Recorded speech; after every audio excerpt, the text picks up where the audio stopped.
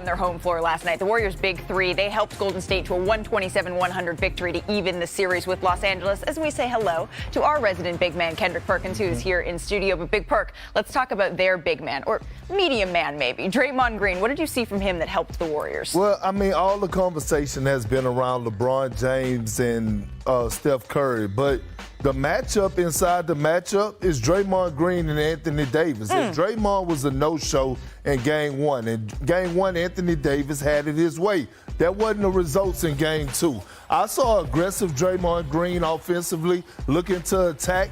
I saw Draymond Green doing what he do best. He had 8 assists, 11 rebounds, and 11 points. But it was the impact on the defensive end. Look at the passion, and look at him pose at the bench. Look at the contest. That wasn't I hope you miss. That's I'm going to make you miss. And this is the best version of Draymond. And I think it's going to come down to this matchup right here.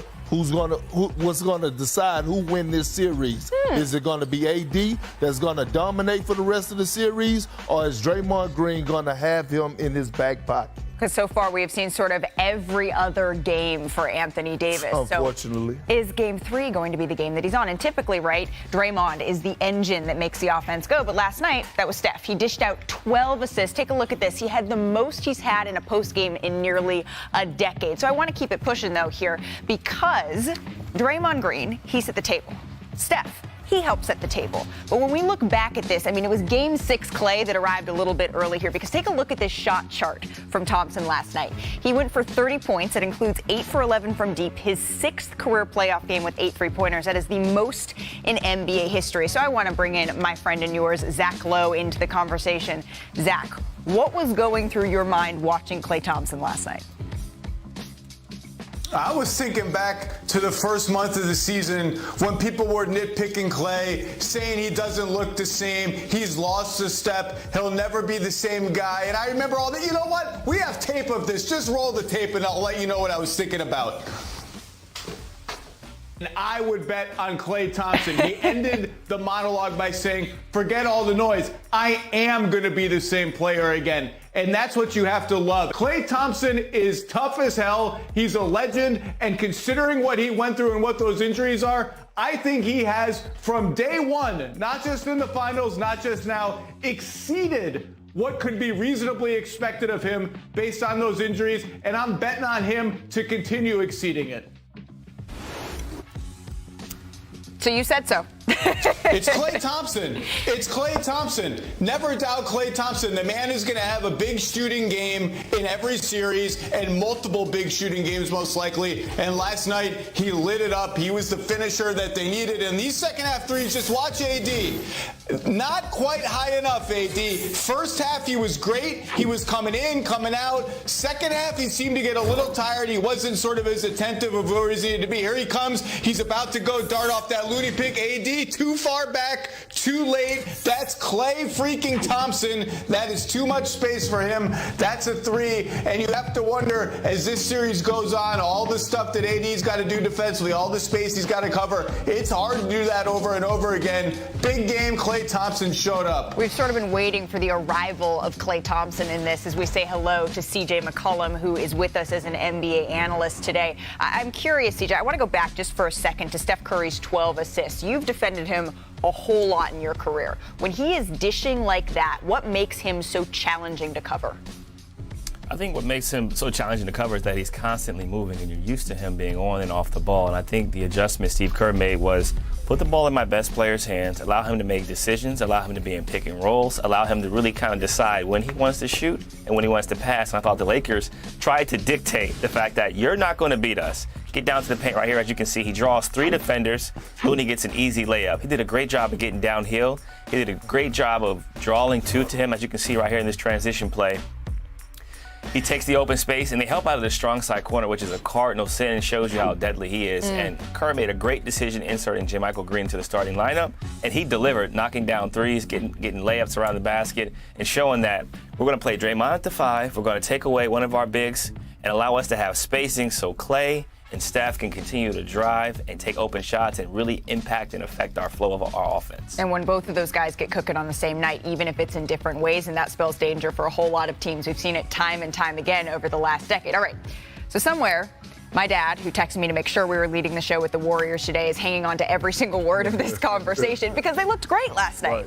But now we're headed back to LA in this series. So I'll start with you here, Perk. Who should be feeling good? Who should be feeling a little bit more loose, better, hanging on to Game 3 this weekend? I've been saying this all morning. Oh, boy. Didn't the Lakers go down there to Golden State and get a game? Yep. And we keep talking, and look, rightfully so. Last night, Clay and Steph, they were tied together like shoelaces. They had a great game together. But we have yet to see Anthony Davis and LeBron James put a game together, and I believe that they will. I believe that the role players will play better at home, so you will get better production offensively from Vanderbilt. D'Angelo Russell shown us what he's doing, what he has done in the Crypto.com arena. I believe that the team that won on the road, that is going home, has the edge, and they should be feeling good, and that's the Los Angeles Lakers. Well, that's kind of what LeBron said last night, right? He said, we still feel like we have one of the best defenses, one of the top defenses in the NBA. Yeah, they do. Zach, do you feel as good as Perk does about LA? Not quite, but I agree with Perkins that both teams should feel fine right now. The Lakers got to win. The Warriors got some momentum. And LeBron's right. They do have one of the best defensive teams in the NBA. But what's starting to worry me about the Lakers is their offense has been bad for the entire playoffs. They're scoring at a rate that would have ranked 29th among 30 teams in the regular season. They were not a very good offensive team in the regular season, about average, a little bit worse, even after the trade deadline. And as long as we go into the playoffs, the longer we go, the more we wait for this team to have a kind of a breakout offensive game. It just doesn't seem like it's coming. The spacing is clunky. And unless their offense picks up a little bit, it's going to be hard for them to beat these good teams over and over again. You can't be a one-way team in the playoffs. And right now, the Lakers are veering into a defense-first, almost defense-only team. That's interesting, especially when you're talking about a team that has such an offensive engine like Golden State. Where do you fall on this, CJ? I got to pause here before I answer this question. Me and Park been arguing all day. No, we have. I think the winner. It's a friendly conversation. I think the winner of Game 3 wins this series, to be honest with you. And I think historically, if you look at LeBron, you look at AD has played extremely well in every other game. This is the next game in which I think he's going to be very, very dominant. I think there's a sense of urgency on the Lakers' part because they got whooped in Game 2. They kind of let go of the rope, and I think this is a chance for them to kind of show that, look, we did what we were supposed to do. We got the split on the road. Now we're going to take care of our business at home. So I think that the Lakers are going to come out and compete. I think they ultimately are probably going to win Game 3, but I feel like the Warriors' history shows that they're to be trusted, they're to be counted on. They have a guy who delivers. They have a younger team, but they're experienced and veterans.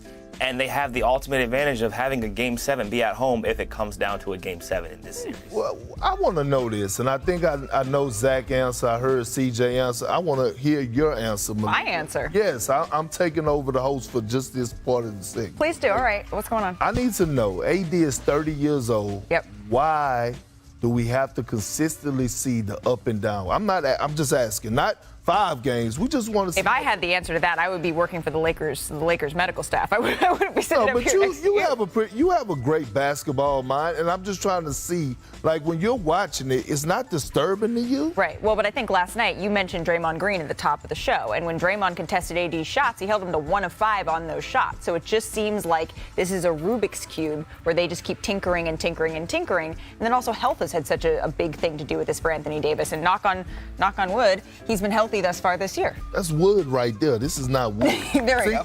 Here's the thing, though. When I look at Anthony Davis, I feel like at some point, it got to be about the name on the back of your jersey. Yeah. Like, you got to be able to go out there and do it for yourself. And I guarantee you hear what I'm saying. You hear what people are saying about you. Like, bro, like, take some pride. Take some pride and say, you know what? I'm going to go out there and do it for me, so that I could look in the mirror and say that I'm going out there and being the best version of myself. Does that mean he's going to make every shot? No. Does that mean he's going to shoot a high percentage every night? No. But it's no way in hell Anthony Davis should ever leave a game without having 15-plus rebounds and about 5 blocks, and you should say his presence was felt. Not leaving the game thinking there was me on the floor last night. Give yourself a little bit more credit than that, Perk. I'm just saying, but I do think like we have to also look at Golden State, right? They affected Anthony Davis last night. They saw him go off in game one, and then they said, okay, this is an adjustment we're going to make. And now we're going to see the counter adjustment to the adjustment, because that's what this is a game of. And we're going to get a lot more into the Lakers a little bit later on this show. But we also need to talk about